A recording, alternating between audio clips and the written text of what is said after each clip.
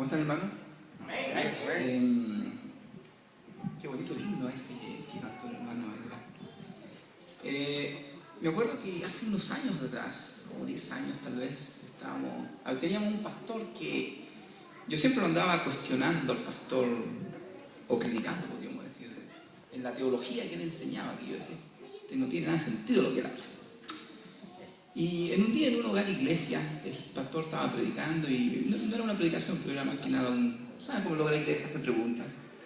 Y yo estaba un poco irritado ya con el pastor, las cosas que hablaba, y dije, pastor, dígame, estaba hablando un poco del sábado, y dije, pastor, dígame, ¿cuál es la conexión que hay entre el sábado y el plan de salvación? Es una buena pregunta, ¿verdad? Y el pastor dijo, mira, no sé, pero dime tú qué piensas. Perfecto, exactamente la respuesta que yo quería. Entonces le dije, pastor, aquí el teólogo es usted. Yo soy solamente un hermano que tiene una pregunta y el que le pagan para estas cosas es a usted, así que yo quiero escuchar. Bien duro. Nunca pensé que eso era algo malo que yo había hecho por años, porque la verdad que muchas veces uno hace cosas malas, pero no se da cuenta, porque esa es una de las características del pecado. Fui bastante disrespectful con el pastor, ¿verdad? Y uno no tiene el derecho de poner a alguien en un spot, así como dicen los americanos. Pero uno no se da cuenta porque lo que cree uno que lo que está haciendo es bueno, ¿verdad? Y el pecado comienza, aquí como dice, tiene algunas características. Comienza con una simple pregunta en mi caso, ¿cierto? Que no era pecado saber. Querer saber la conexión que hay entre el sábado, el día de reposo y del plan de salvación. Yo creo que es una buena manera de comenzar. Pero el pecado comienza de donde no hay pecado. Esa es una de las características del pecado. El pecado comienza desde no pecado. Y tenemos los ejemplos de la Biblia que dice, perfecto eras en todos tus caminos, desde el día en que fuiste creado hasta que se halló en ti maldad. Era perfecto, comenzó sin pecado. A la causa de tu contracción, dice, te llenaste de maldad y pecaste. Entonces, el pecado también es un proceso que comienza con la maldad y resulta con la muerte. Siempre empiezo con estos versículos porque esto nos da una idea general de todas las cosas que ocurren en esta tierra. Incluso los problemas que tenemos nosotros, que pueden ser personales, están conectados a algo mucho más grande. Dice Santiago que cuando los malos deseos los seducen, el deseo engendra el pecado, el mal deseo, la maldad. Y el pecado que ha sido consumado da luz a la muerte. Es un proceso. Y muchas veces este proceso nosotros no necesariamente nos vamos a dar cuenta. Vamos a ver si funciona esto.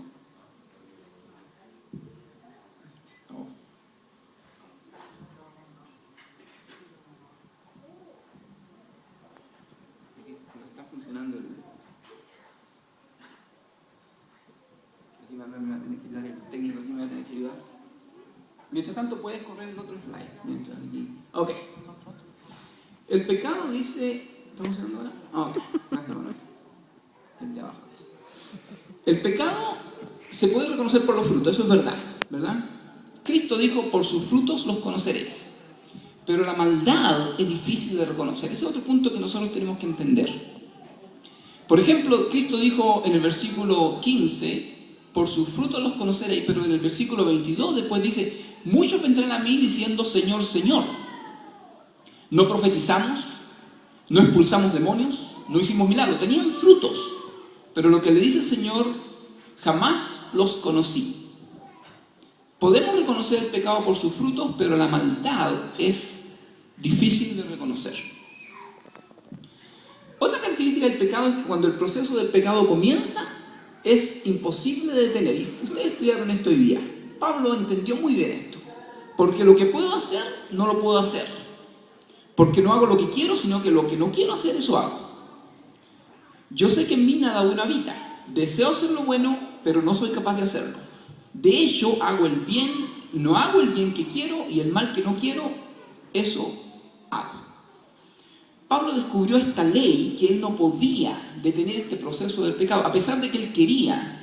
Dice, mis miembros, en el versículo 23, hay una ley que es la ley del pecado, que está en la lucha contra mi cuerpo, contra mi mente. Es como que usted va manejando y usted quiere seguir derecho o quiere doblar y está cortada la dirección y usted sigue derecho.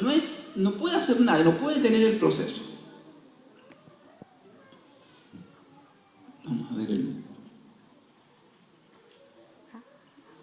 La manera ahora de solucionar el problema del pecado es desde el principio evitar que la maldad se desarrolle. Recuerden, el pecado comienza con la maldad.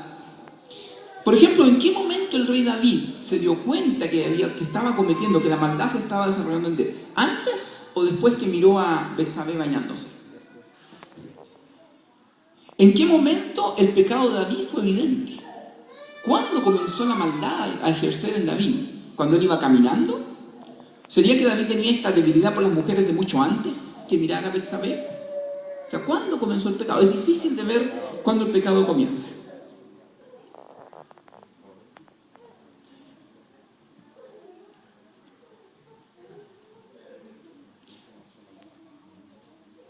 La manera de solucionar el problema del pecado es evitar que la maldad se desarrolle. Si nosotros sabemos la consecuencia del pecado, que es la muerte, entonces podríamos evitar la maldad. La pregunta es, ¿cómo podríamos reconocer la maldad? Bueno, la respuesta es mediante la experiencia. Nosotros cuando hacemos algo malo y vemos las consecuencias finalmente, entonces nos damos cuenta que lo que hicimos fue malo. Entonces la experiencia nos enseña ahora de lo que podemos hacer bueno o malo. La próxima vez, ¿verdad?, vamos a poder evitar lo que hicimos. Esa decisión que tomamos, que nos llevó al pecado y que nos llevó a que fuéramos dañados en un momento, después ya no la vamos a tomar, ¿verdad? Mi hermano, por ejemplo, él murió de lung cancer y él trabajó en una fábrica de asbesto. Es bien normal, no es malo eso, trabajar en una fábrica. ¿Qué es lo que hay malo? Pero eso finalmente lo llevó a que desarrollara un cáncer. La pregunta es, ahora que yo sé esto, yo le diría a cualquiera, mira, no trabajes en una fábrica de asbesto. Eso no es bueno. Ahora yo emprendí por la experiencia. Y en este caso yo aprendí por la experiencia de otro. Yo no necesito ahora ir a trabajar en una fábrica de asbesto para saber de que me puede dar cáncer. Yo ya lo sé, entonces yo ahora lo evito. Eso mismo pasa con el pecado.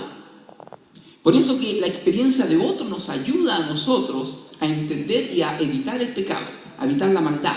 Y si evitamos la maldad, entonces podemos evitar el pecado. Por eso que Pablo lo puso acá, y siempre utilizo estos versículos yo para dar una visión general. Dios nos ha hecho desfilar en el último lugar como los sentenciados a muerte. Hemos llegado a ser un espectáculo para todo el universo, tanto para los ángeles como para los hombres. Nosotros somos un testimonio para todo el universo, tanto como para los ángeles, así como para los hombres. Cuando yo veo que mi hermano hace algo, toma una decisión, y esa decisión lo lleva a algo malo, entonces yo la aprendo y no tengo que tomar esa decisión. Lo otro que también dijo Pablo de los tesalonicenses es que esta maldad o este pecado no se manifiesta inmediatamente, sino que se manifiesta con tiempo. Por eso que no lo podemos reconocer. Y Dios permite que esto se manifieste para que en un momento lo podamos reconocer. Ahora vosotros sabéis que el que lo impide para que a su tiempo se manifieste, porque ya está obrando el misterio de la iniquidad. Así le llama Pablo, el misterio de la iniquidad. Solamente espera hasta que sea quitado del medio el que ahora lo impide, entonces será manifiesto lo que le llama el inicuo Pablo, con el misterio de la iniquidad. Cuando los israelitas caminaron 3 meses por el desierto, ellos se encontraron enfrente del monte Sinaí. Y Dios le dice a Moisés ahora, mira, yo te voy a hablar a ti mediante del pueblo. Todo el pueblo va a escuchar, de esta manera ellos van a tener confianza contigo. Y les dice, mira, laven sus ropas y al tercer día yo voy a presentarme con todos ustedes. Al tercer día, ¿qué fue lo que pasó? Aquí puse no sé si la pueden ver bien esta pintura. Era para representarlo. En la madrugada del tercer día hubo truenos y relámpagos y una nube se posó sobre el monte y un toque fuerte de trompeta puso a temblar a todos los que estaban en el campamento. Imagínense lo que pasó, ¿verdad? Dios le dice a Moisés, mira, en 3 días yo voy a hablar contigo, todo el mundo va a escuchar. Entonces ellos estaban escuchando lo que Dios decía. Todo el mundo, como va a escuchar que yo te hablo a ti, ellos van a tener seguridad contigo. Pero Moisés realmente no se imaginó la magnitud de esto. Al tercer día dice que el monte se llenó de humo y de fuego y comenzaron un sonido como de trompeta. Después dice que el monte, cuando se cubrió de humo, y del medio del humo, Dios le hablaba a Moisés, y cuando Dios le hablaba a Moisés, era como escuchaba un trueno, con un ruido de un trueno. Dice que Dios desciende ahora a la cumbre, en el versículo 20, a la cumbre del monte, y desde ahí llama a Moisés. Y Dios ahora le da una serie de especificaciones para que le lleve al pueblo.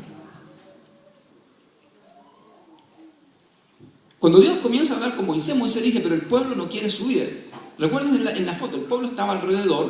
Dios le dice a Moisés que ponga un cerco alrededor del monte para que nadie se acerque.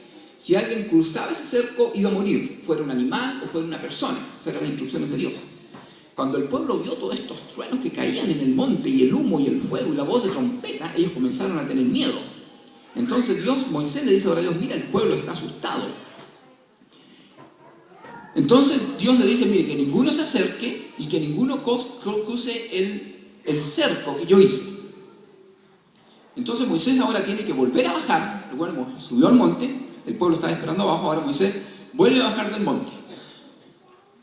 Cuando estaba abajo del monte, le dice al pueblo, miren, ustedes no crucen y Dios nos va a hablar. ¿Y qué fue lo que dijo Dios? Todos conocemos esta parte en Éxodo 20, vamos a tomarla cortita solamente. Y Dios habló y dio a conocer todos los mandamientos. Y le dice, yo soy el Señor tu Dios que te saqué de la tierra de Egipto. Esos son lo que nosotros conocemos como los 10 mandamientos, ¿verdad? Dios se los dio al pueblo con esta voz de trompeta y todo el pueblo podía escucharlo. Entonces, ante este espectáculo, después cuando le da los 10 mandamientos, dice todas estas palabras y el pueblo, ustedes se pueden imaginar, viene Dios, dice que el pueblo, ante el espectáculo de truenos y relámpagos, de sonido de trompeta y de la montaña envuelta en humo, los israelitas temblaron de miedo y se mantuvieron a distancia y le suplicaron a Moisés, háblanos tú y te escucharemos. Si Dios nos habla, seguramente moriremos. Volvamos un poquito atrás.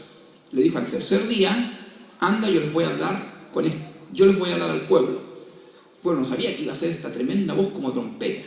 Dios le comienza a los 10 mandamientos desde el monte y el pueblo comienza a temblar cuando ve el humo, cuando ve que el monte se estremece como un terremoto. Entonces la voz de Dios los atemoriza y le dicen a Moisés, mira, no queremos escuchar a Dios, mejor habla tú con Él y tú nos hablas a nosotros, porque de otra manera vamos a morir. ¿Se pueden imaginar ustedes cómo estaba el pueblo? Entonces Dios ahora le dice a Moisés, ok, sube nuevamente al monte, sube con Aarón y le da las especificaciones de las personas que podían subir. Le dijo, sube con 70 ancianos y ellos podrán arrodillarse a cierta distancia. Pero tú, Moisés, podrás acercarte a mí. El resto del pueblo no deberá acercar ni subir contigo. Moisés baja nuevamente y le dice al pueblo, ok, Aarón, Nadab, Abiú pueden ir conmigo. Estaba Josué también. 70 ancianos, que eran los líderes del pueblo de Israel, pueden acercarse. El pueblo se quedó al otro lado del cerco. Moisés cruza el cerco y comienza a subir el monte. Hasta cierto punto iban a llegar los ancianos y más allá solamente Moisés podía ir. Entonces dice que Moisés, esta parte es importante, baja al pueblo, le dice todo y Moisés puso entonces por escrito lo que el Señor le había dicho. Aquí el Éxodo va back and forward. Entonces Moisés escribió una parte de esto que nosotros le llamamos la ley, ¿verdad? Moisés la escribió, aquí está claro, Moisés puso entonces por escrito lo que el Señor le había dicho. Yo me salté los capítulos, pero en el versículo 22, 23, capítulo 23, Dios le da una serie de instrucciones a Moisés.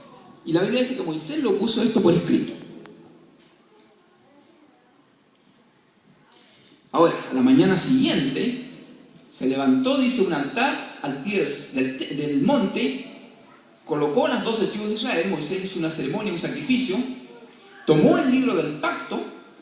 El libro del pacto es lo que Moisés había escrito. Recuerda que el pueblo había dicho anteriormente, todo esto haremos, con las cosas que Moisés había dicho, y dice que se la leyó.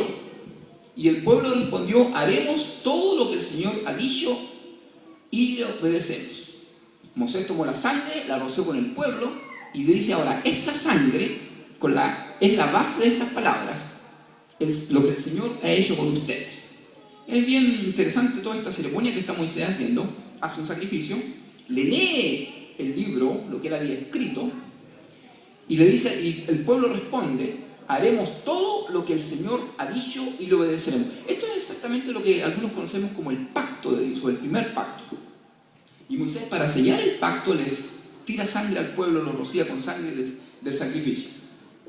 Esto se parece a la lectura bíblica, ¿verdad? Esto fue como una renovación de lo que había hecho en el versículo 19. Lo mismo, al mes tercero de la salida de la tierra de Egipto, acamparon delante del monte, y Moisés subió a Jehová. Entonces llamó Moisés, en el versículo 7, a los ancianos del pueblo, y propuso en presencia de ellos todas las palabras que Jehová le había mandado. Y todo el pueblo respondió a una voz, todo lo que Jehová ha dicho, haremos.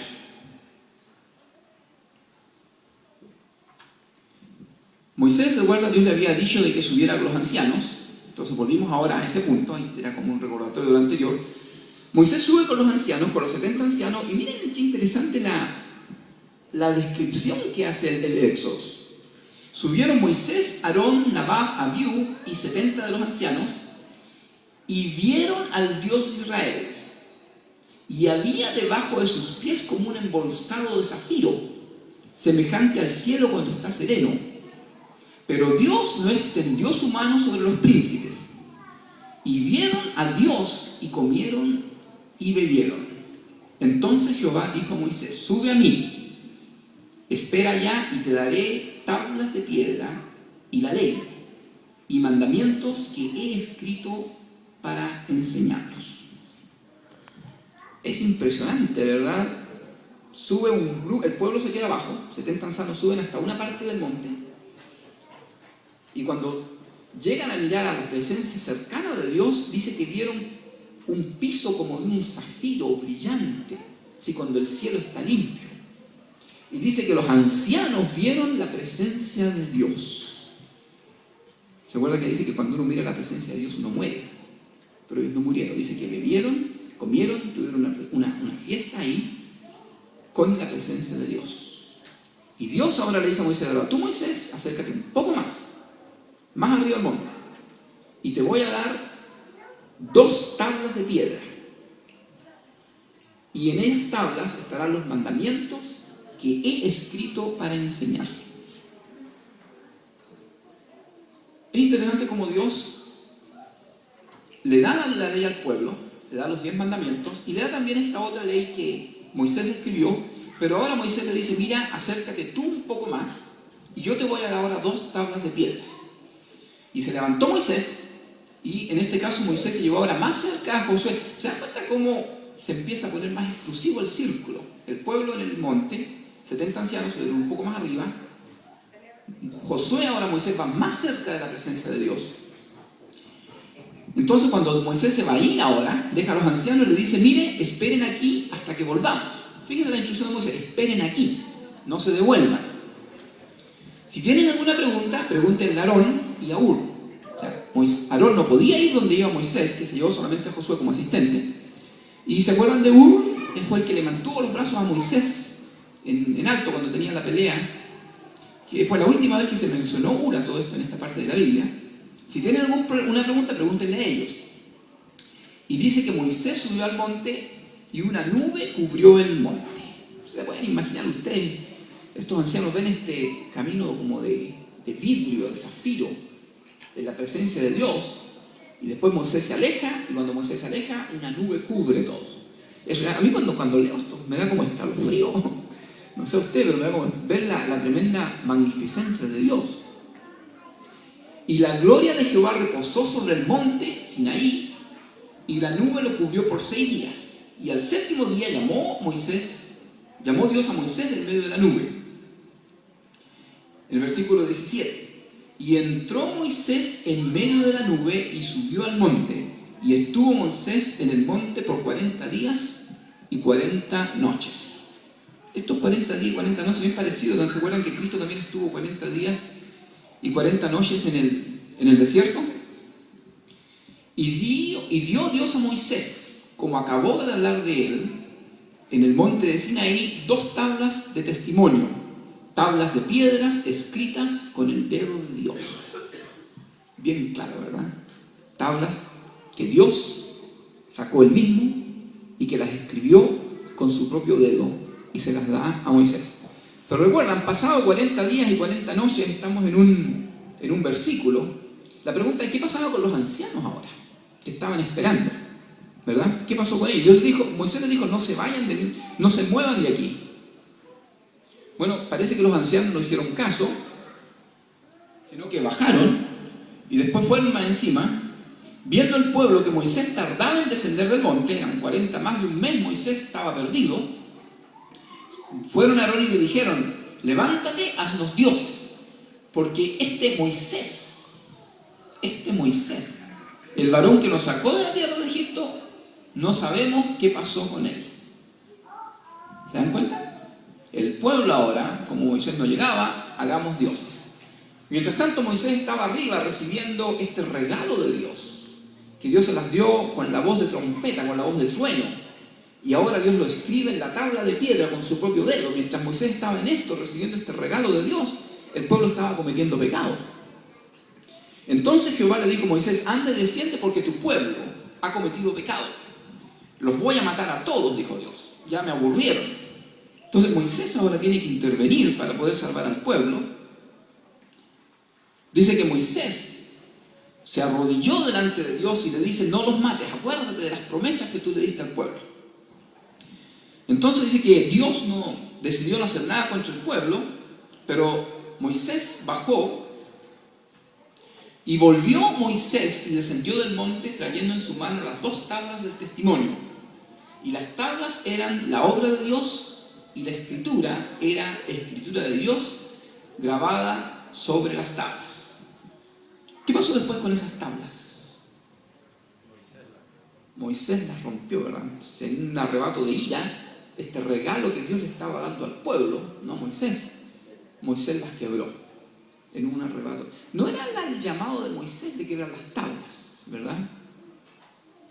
Es lo que pasa que cuando uno está haciendo algo, muchas veces pierde la visión si lo que está haciendo es bueno o es malo. Sabemos que lo que Moisés hizo es malo porque Dios después llama a Moisés. A todo esto, estos mismos relatos se aparecen en el libro de Deuteronomio, que se repite toda la historia, pero contada por Moisés ahora, donde él cuenta, y Moisés le recuerda al pueblo, ustedes provocaste a Dios, y me dio Jehová las 2 tablas de piedra escritas con el dedo de Dios. ¡Qué precioso! Imaginen ustedes, Dios les da algo escrito con su propio dedo. ¿Qué van a hacer ustedes con eso? ¿Lo van a quebrar? ¿Lo van a destruir porque se enojaron? ¿O lo van a atesorar como lo más precioso que podrían tener? Y me dio Jehová las 2 tablas de piedra escritas con el dedo de Dios. Y en ellas estaban escritas las palabras que les habló en el monte en el medio del fuego. ¿Se acuerdan cuando Dios les habla, cuando bajó del monte y le dio en Éxodo 20 los 10 mandamientos? Ahí Dios está hablando Moisés. Las palabras que Dios habló, los 10 mandamientos, ahora Dios los escribe con su dedo. Y después que subí, después de las 40 días y 40 noches, Jehová me dio las 2 tablas de piedra, que le llaman también las tablas del pacto. Y me habló Jehová diciendo, he observado este pueblo, y es un pueblo duro. Entonces Moisés tomó las 2 tablas, entonces tomé, en el versículo 17, las 2 tablas, y las arrojé de mis manos, y las quebré. Y me postré delante de Dios, como antes, por 40 días y 40 noches. No comí pan ni bebí agua a causa de todos vuestros pecados. Moisés baja del monte, está 40 días y 40 noches, sin comer agua ni beber nada. Dios le dice, mira, baja, tu pueblo ha cometido pecado, se ha corrompido. Moisés baja ahora, en un arrebato de ira, quiebra las tablas, y ahora por 40 días y 40 noches más, se comienza a orar por los pecados del pueblo. Entonces Jehová, y aquí es donde sabemos que lo que Moisés hizo estaba malo, porque Dios tiene que hacerlo de nuevo, le dice, háceme ahora tú 2 tablas, como las primeras, y sube al monte, y hazte también un arca de madera. Y escribiré en aquellas tablas las palabras que estaban en las primeras tablas que quebraste. Y labré Moisés 2 tablas de piedras como las primeras y subí al monte con las 2 tablas en mi mano. Y escribió en las tablas conforme a la primera escritura los 10 mandamientos que Jehová había dado. Y puse las tablas en el arca que había hecho y donde están ahí. Dios ahora le dice a Moisés: mira Moisés, tú quebraste las tablas, ahora tú haces 2 tablas. Y yo voy a reescribir nuevamente las 2 tablas, que ahora los menciona como los 10 mandamientos que fueron dados por el dedo, escritos con el dedo de Dios. Este relato realmente nos lleva a pensar en algo un poquito más allá de lo que le llamamos una big picture. Los mandamientos de Dios son eternos, ¿verdad? Dice aquí en Salmo 19, 119, tu justicia es justicia eterna y tu ley, verdad. Después dice en el versículo 152, hace tiempo que llegué a no conocer tus mandatos, los cuales estableciste para la eternidad. La ley de Dios es eterna. Entonces, la primera pregunta que nos haríamos, ¿cuál ley de Dios? Porque recuerdan que Moisés, como lo leímos, él escribió también unas leyes, ¿verdad? Pero esa ley la escribió Moisés. Entonces la pregunta ¿es la ley levítica? La vamos a llamar así, la ley que escribió Moisés. ¿O son los 10 mandamientos los que son eternos? ¿Qué creen ustedes? Los 10 mandamientos. Qué bien, qué bien. Bueno, para entenderlo bien vamos a hacer una comparación por motivos académicos, ¿ok?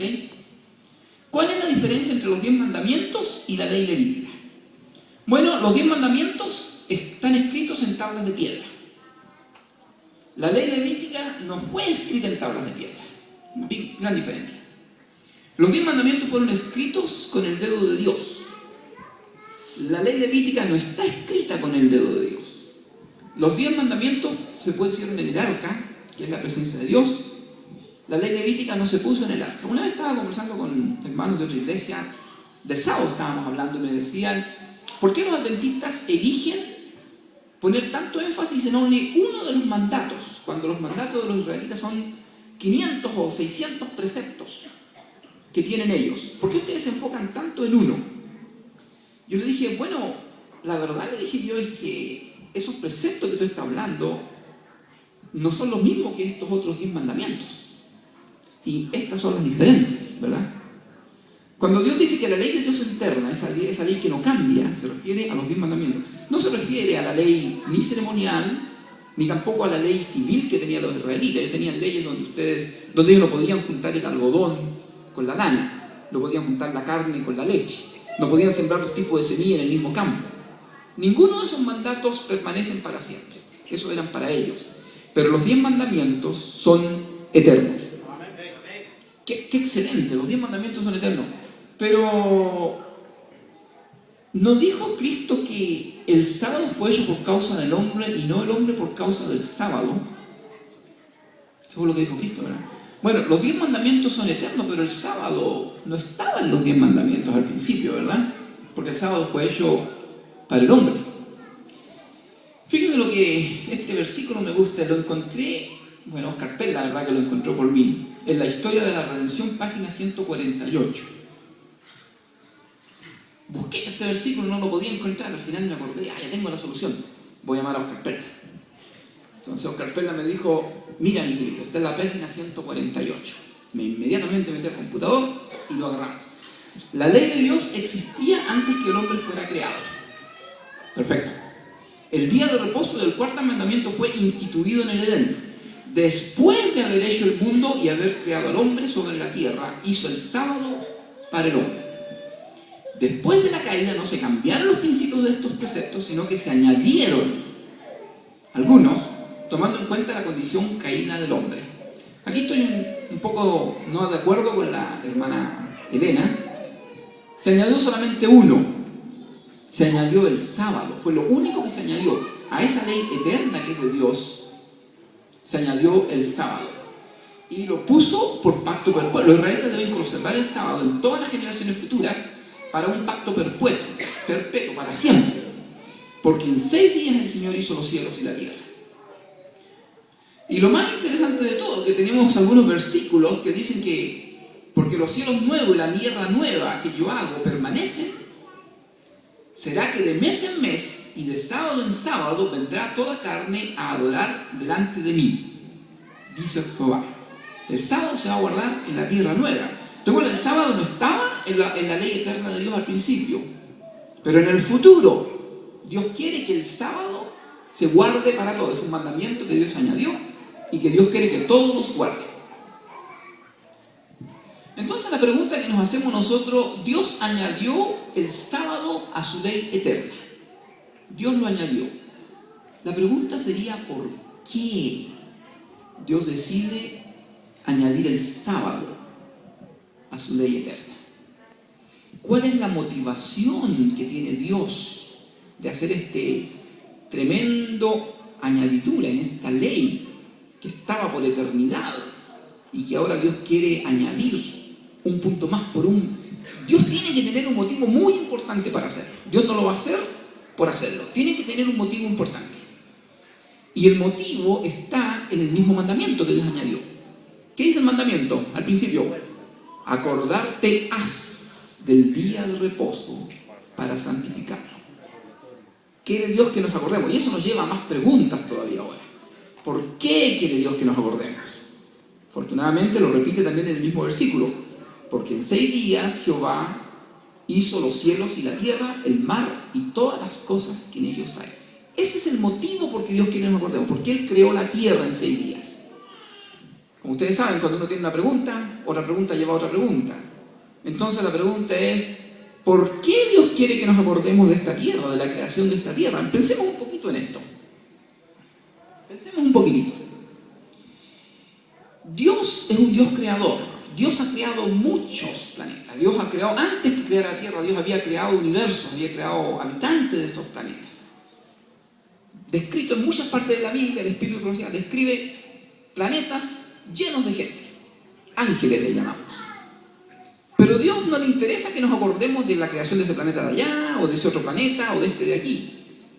Dios quiere que todo el universo se acuerde de la creación de este planeta, de esta Tierra. Y la pregunta es, ¿por qué? ¿Cuál es el interés que tiene Dios? Que se acuerden de la creación de esta tierra, con tanto interés que tiene que lo pone en la ley eterna, para que nadie se olvide de que tiene que hacerlo, para que nadie se olvide que Él creó esta tierra. Y la pregunta es, ¿por qué? ¿Qué es diferente de nuestro mundo o de nuestra tierra en comparación con los otros mundos? ¿Qué es diferente? ¿Por qué nuestro mundo es especial? Que Dios quiere que este mundo se acuerde de todo el mundo. Bueno, de nuevo hice una tablita aquí para la diferencia. Cuando hablo de otros mundos, no estoy hablando de Marte o de la Luna o de nada de aquí. Estos mundos son de los que hablaba Pablo. Mundos en dimensiones celestiales, decía Pablo. Habitantes de dimensiones celestiales. Nosotros le llamamos ángeles a todos. Bueno, nuestro mundo todo es temporal. Esa es una diferencia. Los otros mundos, no todo es temporal. No estoy seguro si todo es eterno en los otros mundos, pero obviamente hay cosas que son eternas en los otros mundos. No existe la muerte. Dígame una cosa en este mundo que no sea temporal, a ver. Algo que dure para siempre en este mundo. Las estrellas tienen un ciclo, se destruyen, otra estrella nace, otra estrella se crea. No hay ninguna cosa en este mundo que sea permanente. Uno dice, pero el reino de Dios, excelente, el reino de Dios dura para siempre. ¿Pero qué dijo Cristo? Mi reino no es de este mundo. Nada en este mundo dura para siempre. Lo otro que es interesante que nosotros somos, ¿recuerdan lo que dijo Pablo? Somos un espectáculo. Nosotros estamos siendo observados por ángeles, por otros mundos. Los otros mundos observan nuestro mundo, una gran diferencia, ¿verdad? Yo no los puedo observar a ellos, pero ellos me pueden observar a mí. Es diferente este mundo. Otra diferencia que no es tan buena es que Dios permite que el pecado se desarrolle en su totalidad en este mundo. En este mundo Dios permite que el pecado se desarrolle. Dios no detiene el pecado aquí. Dios no interviene. En los otros mundos Dios intervino. Detuvo el pecado. Dice que hubo una guerra en el cielo, echó a todos los pecadores para afuera. Lo detuvo, no hay más pecado en el cielo. ¿Qué dice la Biblia? Glorificado el cielo, no hay más pecado. Ay, pero pobrecitos los de la tierra. ¿Verdad? Una diferencia, ¿verdad? Ellos Dios intervino por ellos por el pecado, Dios deja que el pecado se desarrolle en su totalidad. Lo otro, que el engañador, Luzbel, no fue arrojado en ningún otro mundo, fue arrojado a la tierra, ¿verdad? Nosotros tenemos a Luzbel aquí. Los otros mundos están libres de Luzbel. Glorificado el cielo, porque el engañador ha sido arrojado, el que acusaba a tus hermanos ha sido afuera. Pero, ay, pobrecitos los de la tierra. Otra cosa interesante es que en este mundo se experimenta la muerte. Y eso viene con el pecado. Los otros mundos no experimentan la muerte. Nadie murió. Hubo una guerra en el cielo, nadie murió. Dios los separó. A los que perdieron la guerra, los Satanás y sus ángeles, cast down, como dice la Biblia. Pero aquí en la tierra sí experimentamos la muerte. Otra diferencia. Otra diferencia que he tenido hartas discusiones yo con teólogos sobre esto. Nosotros los seres humanos somos inferiores que los ángeles. Los teólogos dicen, no, ¿cómo es posible? Somos iguales. No, somos inferiores. La Biblia dice, el hombre fue creado poco menos que los ángeles. ¿Verdad?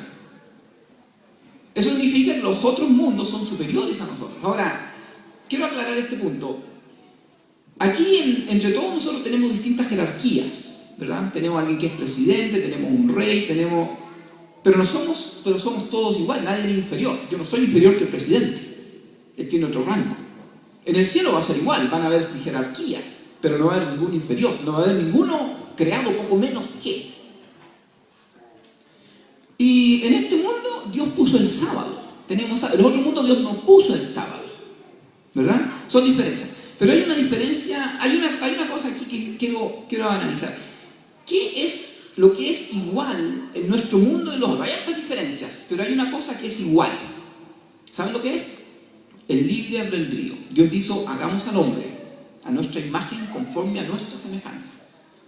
Somos creados a la semejanza de Dios. Y creó Dios al hombre a su imagen.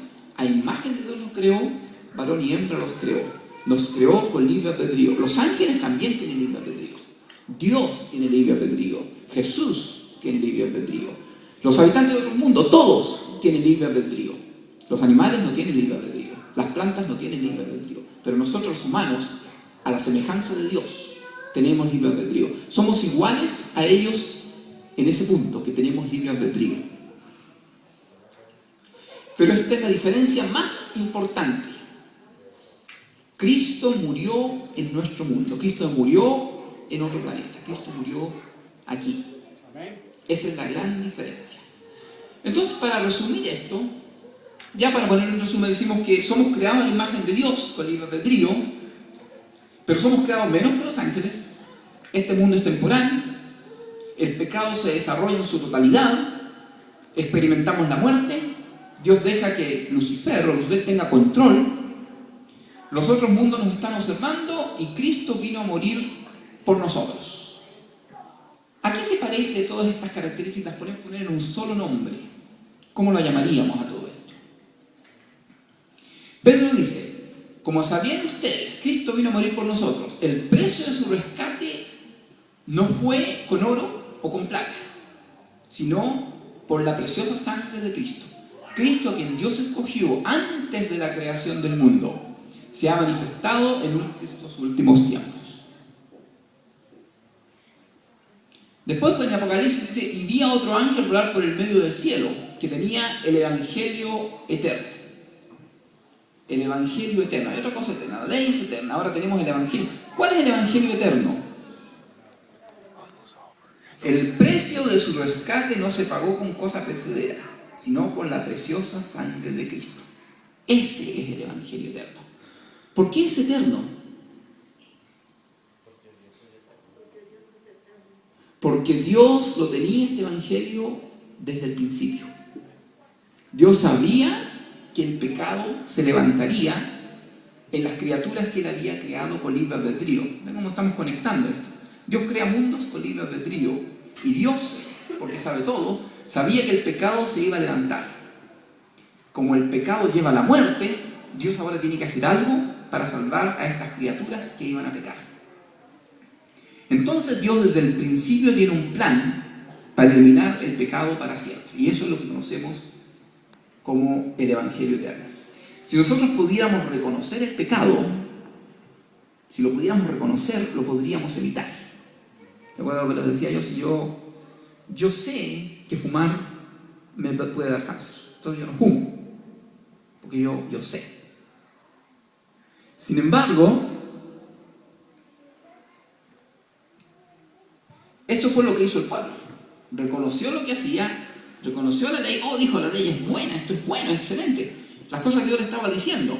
Le decía, por ejemplo, no vas a fumar. Eso es excelente, no voy a fumar. ¿Qué dijo el pueblo? Todo lo que Jehová ha dicho, haremos. Así igual que yo, que pienso cuando reconozco el pecado, que lo puedo evitar, el pueblo pensó que sí podría cumplir el pacto. Pero Dios sabía que el pueblo no podía cumplir el pacto, ¿verdad? Porque Dios sabe todo. Dios sabía que el pueblo no iba a cumplir. Cuando Dios le dice a Moisés, lee todas las cosas y dale la opción, pongo ante ti un camino de vida y un camino de muerte. Yo quiero que elijas el camino de muerte, el camino de vida, no el camino de muerte. Y el pueblo dice, todas las cosas que Jehová ha dicho, haremos. Bueno, tal vez Dios sabía que ellos no iban a cumplir, pero Dios de todas maneras acepta este pacto. ¿Por qué? Tal vez sea que nosotros al cometer pecado aprendemos a reconocer la maldad. Es más efectivo ahora cuando me pasa algo a mí, ¿verdad? Cuando me pasa personalmente, cuando yo aprendo. Pero también puedo aprender, como decíamos, mirando a otros. Una vez que reconocemos la maldad, ahora es importante no olvidarse. Cuando una vez que yo puedo reconocer la maldad, si yo me olvido, entonces puedo cometer pecado de nuevo. Recuerda que la Biblia dice que estamos siendo observados. Tal vez estamos siendo observados porque los habitantes de otro mundo tienen que también aprender a reconocer la maldad. El problema del pecado no se ha solucionado todavía. Dios lo sacó del cielo, pero todavía el problema no está solucionado. El pecado todavía existe. Los habitantes de otro mundo todavía nos observan. Ellos aprenden del pecado, lo aprenden a reconocer, entonces no cometen pecado. Pero una vez que nosotros reconocemos la maldad y reconocemos el pecado, entonces es importante no olvidarse. Y para eso Dios deja estos memorias, los memorativos, para que no nos olvidemos. Dice que la historia de la humanidad y cada cosa que nosotros hacemos está escrita en los libros. O sea, nunca nos vamos a poder olvidar de lo que pasó. Todo está escrito en el libro. Cristo tiene en las manos hoyos que van a estar por la eternidad. ¿Para qué? Para que no nos olvidemos. ¿Qué pasa con la tierra ahora? Ustedes saben, va a haber un cielo nuevo y una tierra nueva. Pero la tierra, la Biblia no dice que va a ser... El cielo va a ser destruido completamente. Las estrellas se van a disolver, el cielo se va a abrir como pergamino, eso dice la Biblia. Pero la tierra, miren lo que dice acá en Zacarías 14. El monte de los olivos, en la mitad del versículo, se partirá por la mitad, de este a oeste, formando un valle muy grande. La mitad del monte se apartará hacia el norte y la otra mitad hacia el sur. Y huiréis el valle de los montes, porque el valle de los montes llegará hasta Asal. Y vendrá Jehová, mi Dios, y con él todos los santos. Zacarías 14. Y de nuevo, en el conflicto de los siglos, la señora Falla habla exactamente de lo mismo. ¿Qué es lo que dice ella? Dice que en la venida de Cristo, el monte de los olivos se va a abrir en dos. Ella es más descriptiva. Se va a ver una planicie. Y en esa planicie va a descender la nueva Jerusalén. Mire qué interesante había esto, todo esto. Mi papá una vez me lo hizo notar. Entonces la tierra no va a ser destruida, la tierra va a permanecer por toda la eternidad, con el monte de los olivos abierto y con la nueva Jerusalén ahí. Y esta tierra que fue creada por Dios, Dios quiere que nos acordemos. Acordarte has del día de reposo, porque en 6 días hizo Jehová los cielos, la tierra, el mar y todas las cosas que en ellos hay. Y reposó el 7º día y lo bendijo. Todos estos recordatorios van a estar en la tierra nueva. El sábado va a estar ahí para que nadie se olvide el precio que Dios pagó, para que nadie se olvide el plan que Dios tenía desde el principio para salvarnos. Y sábado en sábado vamos a recordar. Entonces el sábado ahora pasa a ser mucho más allá del día que nosotros guardamos. Pasa a ser el día que todo el universo va a guardar. Y el sábado va más allá de lo que hacemos o lo que no hacemos, ¿verdad? Va mucho más allá que si como carne o no como carne, que si camino 10 millas o camino 1 milla. El sábado pasa a ser este memorial para recordarnos del plan de salvación de Dios. Amén.